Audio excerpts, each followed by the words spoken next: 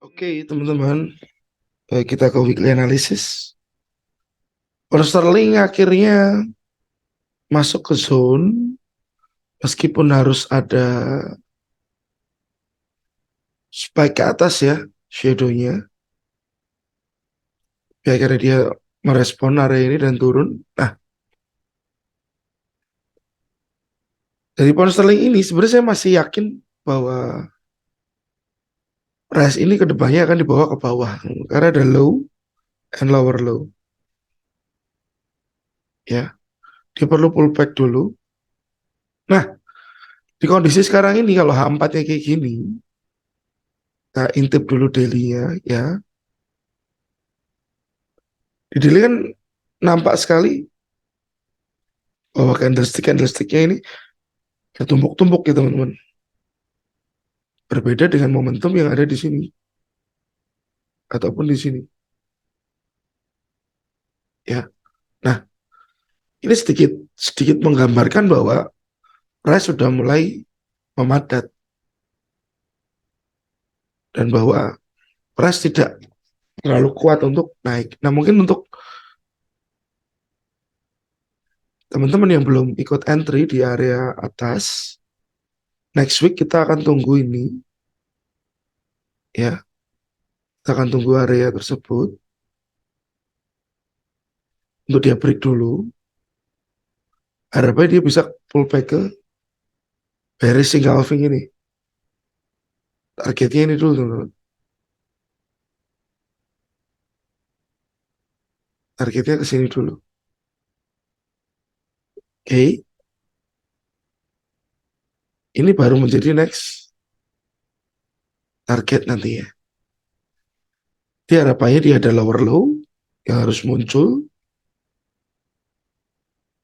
Ya, ada lower low dulu yang harus muncul. Setelah itu dia bisa pullback dulu.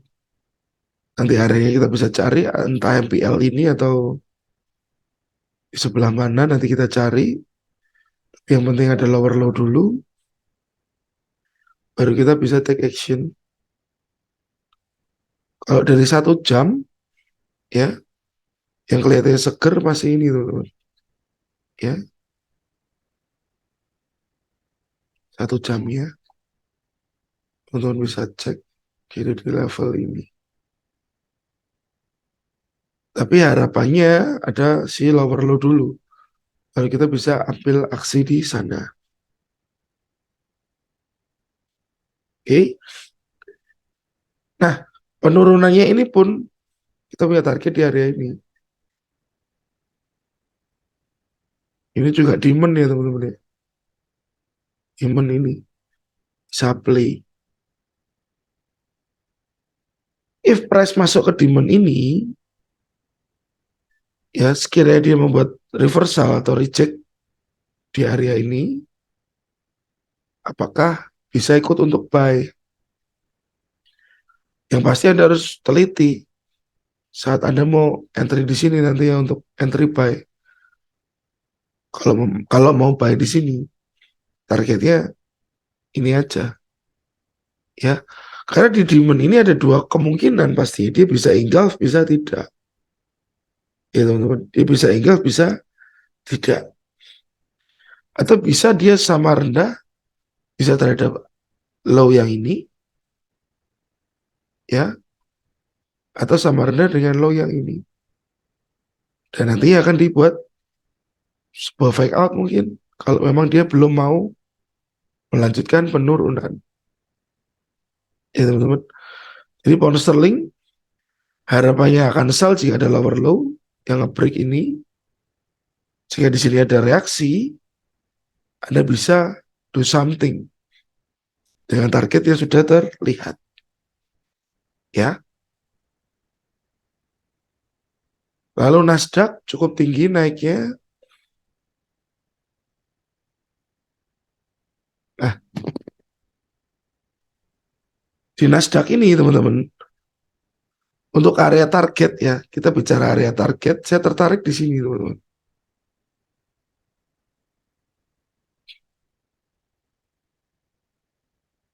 Ya, secara daily Saya tertarik di area tersebut. Oke, karena sepertinya ini masih lower low, ya teman-teman ya, masih lower low.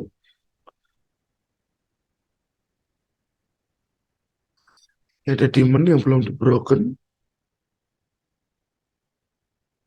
tapi apakah ini bisa memantulkan harga dahulu? Nah, dari sini kita cek ke daily-nya tadi, areanya, levelnya.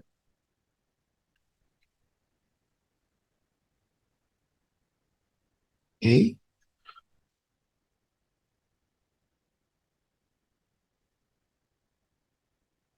teman-teman, ini level-levelnya. Ini demand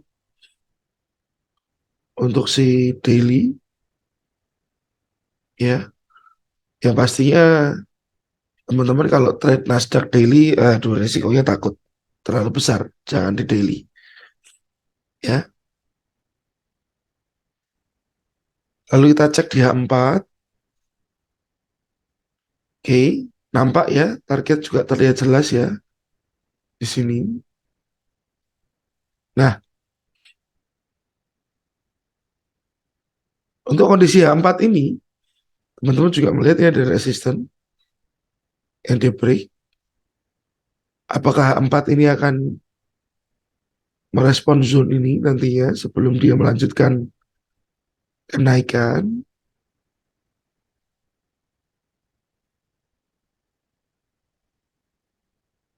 Kita akan cek lagi ke H1. H1 cukup powerful naik ya. Belum ada gelombang ya. Belum ada gelombang yang dia buat di sini. M30 yang meninggalkan zone demand. Nah, tapi M30 demandnya ini. Ya teman-teman ya. Time frame lebih kecil lagi. Oke, sudah mulai nampak struktur yang lebih clear, lebih jelas. Dan nanti Anda bisa melihat kondisi-kondisinya dari tiap-tiap time frame di mana Anda mau entry. Cuman untuk target panjang ya, dan target secara besar sudah kelihatan di area supply ini. Targetnya sudah terlihat. Tinggal nanti kita bisa do something di ini ya, atau Anda mau follow yang sedang terjadi di sini. Oke, itu untuk Nasdaq.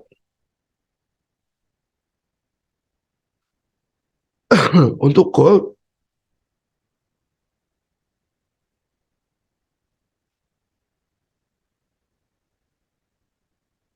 ya, kita lihat dari monthly ya.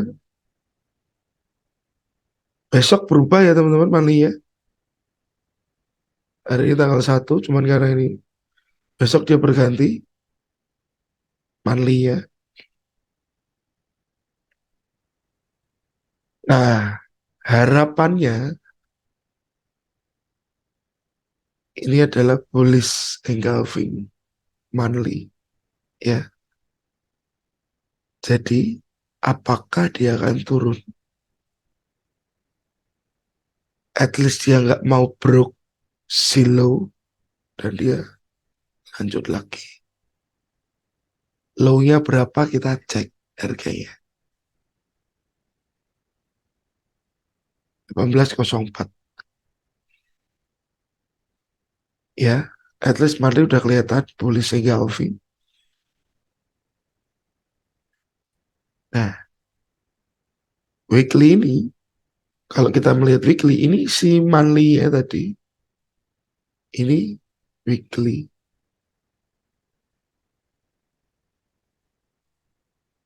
Kalau Anda mau ambil dari ekornya shadow candlestick yang hijau ini, yang panjang.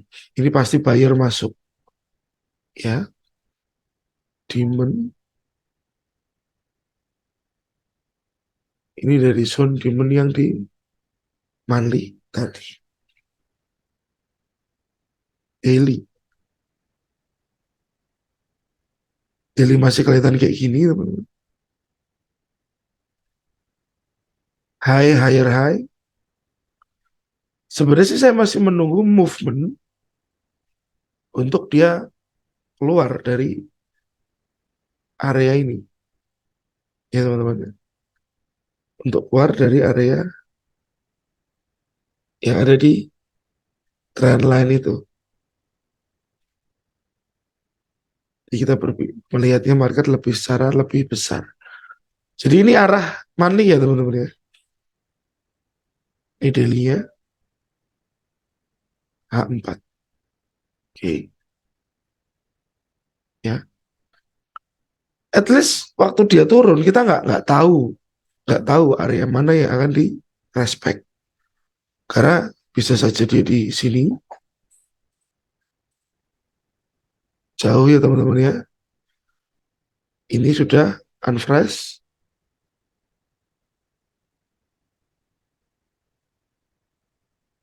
Oke, atau di area-area yang ada di sini.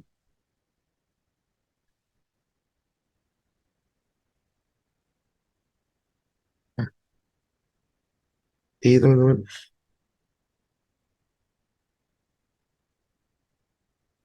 Teman-teman boleh lihat kondisi di sini. Ya, kalau saya lebih menunggu ini broken. Dan saat Anda cek lebih detail, ini unfresh. Ya, teman-teman. Ini supply.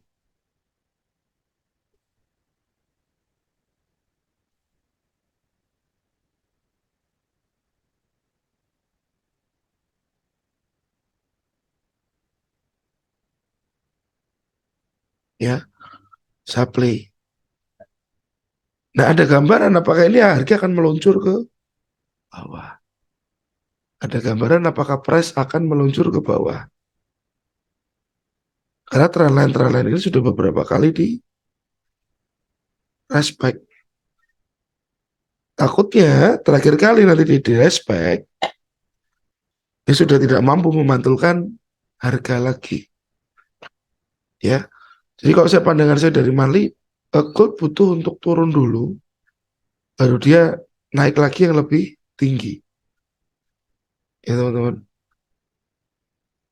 Oke.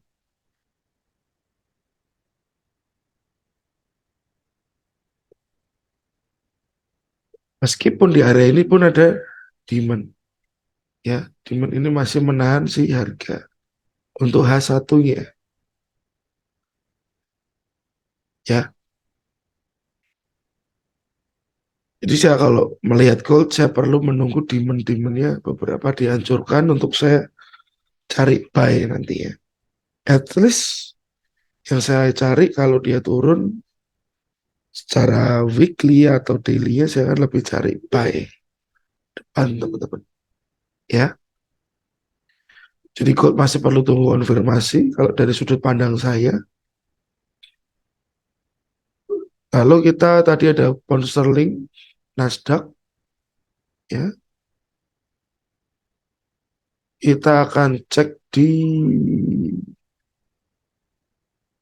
Kanada, saya masih menunggu price masuk ke zone demand di bawah, ya.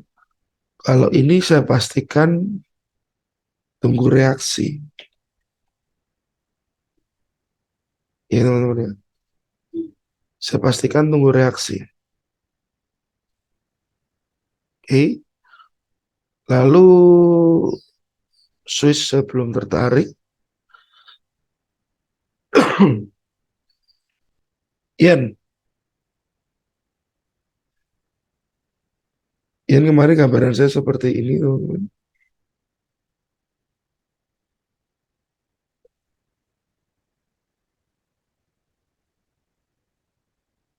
Nah, ini harapannya dari sini dia bisa turun dulu atau dari sini dia turun dulu.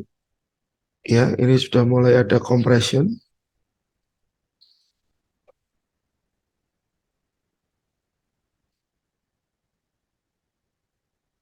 ya,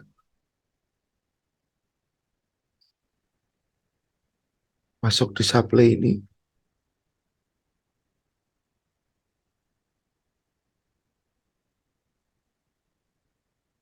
jadi fake out,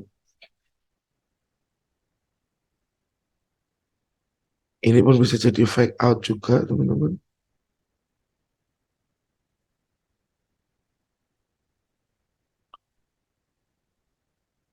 Nah, kalau secara 4 jam kayak gini, si yen Jepang ini tadi. Kalau secara 1 jam, ya, secara 1 jam, ini area ini yang saya pantau.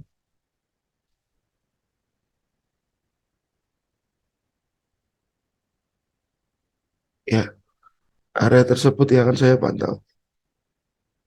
Jadi ini untuk yen Jepang. Oke,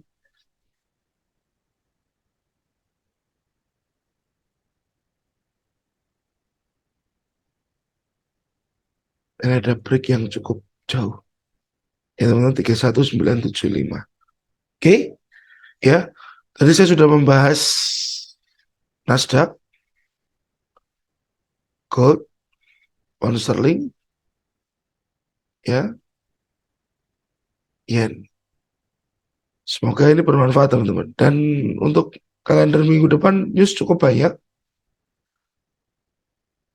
Dari Senin, Selasa, US ada, Selasanya Aussie dan US, Rabu New Zealand, Aussie US ada, ya ADP, NFP,